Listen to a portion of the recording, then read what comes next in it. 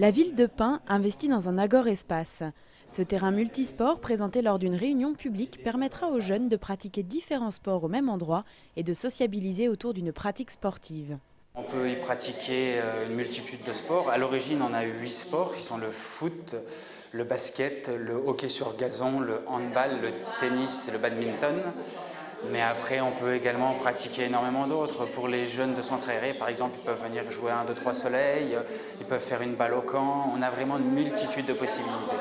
Chaque fois qu'on a un nouveau terrain qui est installé, on a un jeune qui vient et qui nous donne une nouvelle possibilité de réalisation. Donc c'est infini. C'est là l'intérêt avec ces choses, c'est que c'est vraiment infini. La future construction de l'agor-espace dans le centre-ville de Pin a ravi les adolescents présents à la réunion de présentation du projet dans la salle polyvalente de la commune. Cet espace leur manquait pour pratiquer l'ensemble des sports de leur choix. Ça manquait un peu de... Ça manquait d'un stade dans ce genre-là à Pin. Je suis content qu'il y ait du basket, parce que à part au gymnase, il n'y en avait pas. Le projet ne fait pas des heureux que parmi les enfants. Les parents réunis aussi pour l'occasion saluent l'initiative de la commune. La ville manquait d'infrastructures sécurisées pour leurs enfants. Ce qui est bien surtout, c'est que ça va être situé au centre du village. Parce qu'ils ont un stade de foot, mais qui est vraiment à l'extérieur, à la sortie du village. Ce qu'on trouve, nous, moi en tant que maman, très dangereux. Moi, je voulais pas que mon fils y aille. Et là, c'est au centre du village, c'est en retrait par rapport à la route. Donc c'est vraiment très bien situé, une très bonne idée. Coût du projet pour la commune, près de 100 000 € hors taxes. Si la ville est prête à investir massivement dans ce terrain multisport, elle compte aussi largement sur l'aide de différents partenaires. On a une subvention du Conseil général, une subvention de jeunesse et sport, et là j'attends la réponse également pour la subvention exceptionnelle du Conseil général de Philippe Adnet. On espère des subventions à hauteur de 50%. Si on arrive à 50%, ce sera très bien.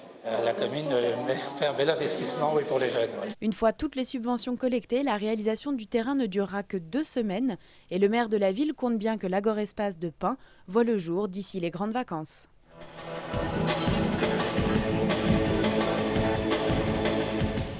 Un cours de méthode explicite, c'est ce que sont venus apprendre ces enseignants en école primaire. Le mouvement vient d'Amérique du Nord. C'est une méthode qui a pour but de renforcer les connaissances de base des élèves et ainsi limiter l'érosion des acquis au fil du temps. Frédéric Rondel est le directeur de l'école de Marcilly-Le Hayet. Depuis longtemps, il cherchait un moyen de compléter son enseignement. Il enseigne aujourd'hui la méthode explicite. Donc elle consiste à se recentrer sur les connaissances que nous transmettons aux enfants, aussi sur leur façon d'être en classe, au niveau comportement. Voilà, on est vraiment dans le fait d'amener l'enfant à avoir des connaissances solides par une répétition régulière des connaissances que nous lui transmettons régulièrement. La méthode est basée sur des conseils clés comme par exemple ranger l'espace de travail pour une meilleure concentration ou répéter régulièrement la leçon du jour pour mieux l'imprégner. Ainsi, les enseignants apprennent des techniques qu'ils retransmettent ensuite aux enfants. C'est l'APEX, l'association pour la pédagogie explicite, qui s'occupe de soutenir ce mouvement. Les professeurs désireux de pratiquer la méthode se rendent donc sur le site internet ou encore sur le forum pour échanger des idées et des pratiques. C'est comme ça qu'en général on découvre le site de l'APEX et puis petit à petit on découvre quelques documents, on les lit, on se dit tiens c'est pas mal, on n'est pas tout seul à réagir de cette façon-là, c'est sécurisant et au bout d'un moment on adhère. On a le plaisir en plus de se retrouver tous ensemble, de discuter et à chaque fois ça nous fait du bien aussi de pouvoir échanger. Les professeurs sont volontaires et ils prennent sur leur temps libre. Catherine Chemouni est enseignante pour les classes de CM2. C'est en tapant le mot efficace sur Internet qu'elle a découvert la pédagogie explicite. Depuis, elle a adhéré à l'association et constate aujourd'hui les résultats concluants de la méthode. Une attention, une concentration beaucoup plus grande des enfants et aussi on ne perd pas de temps. J'avais l'impression qu'avant dans la pédagogie de la découverte, on perdait du temps. Et là, les notions me semblent être mises, ce qu'on appelle en mémoire longue, beaucoup plus efficacement que dans la pédagogie de la découverte. L'APEX est une association subventionnée par le ministère de l'Éducation nationale. La formation dure environ 3 heures. Les ateliers varient en fonction du niveau et des attentes.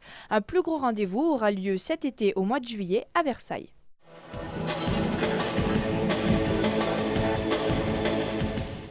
Un petit train peut en cacher un autre. C'est le constat qu'ont pu faire les visiteurs du Salon de la maquette et du véhicule ce week-end à Mézières-la-Grande-Paroisse. Durant 2 jours, les curieux ont découvert le monde magique du modélisme. Mais pour aboutir à un tel résultat, les maquettistes exposants ont dû développer certaines qualités. La patience, l'habileté peut-être, le côté bricoleur bien évidemment, le côté minutieux, parce que le maximum de détails c'est quand même très très bien. Puis le côté, je pense aussi, associatif, le côté de montrer, d'aimer montrer aussi, pour ça qu'on participe à des expositions, c'est de montrer un petit peu ce qu'on fait. Donc de faire partager sa passion, quelle qu'elle soit, et en donnant des conseils, en répondant aux questions.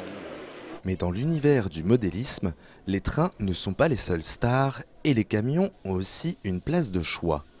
Réalistes ou complètement imaginaires, certaines pièces nécessitent jusqu'à 9 mois de travail. C'est quand même du travail d'adulte, hein, c'est de la minutie, donc il y a de la création, il faut réfléchir énormément, on travaille différents matériaux, du plastique, de la peinture. Mais c'est vraiment voilà, c'est le plaisir d'avoir un objet qu'on a créé et que on n'a pas le vrai, on n'a pas les moyens d'avoir le vrai, donc on peut s'offrir le petit, quoi. Les dioramas, autre facette du modélisme, étaient également à l'honneur. Ces reproductions de scènes de la vie quotidienne ou de grandes batailles offrent un nouveau regard sur l'histoire et permettent aux plus jeunes de mieux appréhender leur passé. Disons, c'est une façon de montrer la Grande Guerre. Hein, on est bientôt au centenaire et il y a beaucoup de livres, il y a maintenant beaucoup d'émissions qui arrivent, il y a beaucoup de vidéos qui sortent également. Mais bon, tout le monde ne peut pas faire éditer un livre, tout le monde ne peut pas faire de la vidéo. C'est ma manière à moi de montrer la Grande Guerre en diorama. Un week-end de découverte dans le monde de la maquette, où petits et grands ont pu prendre du bon temps.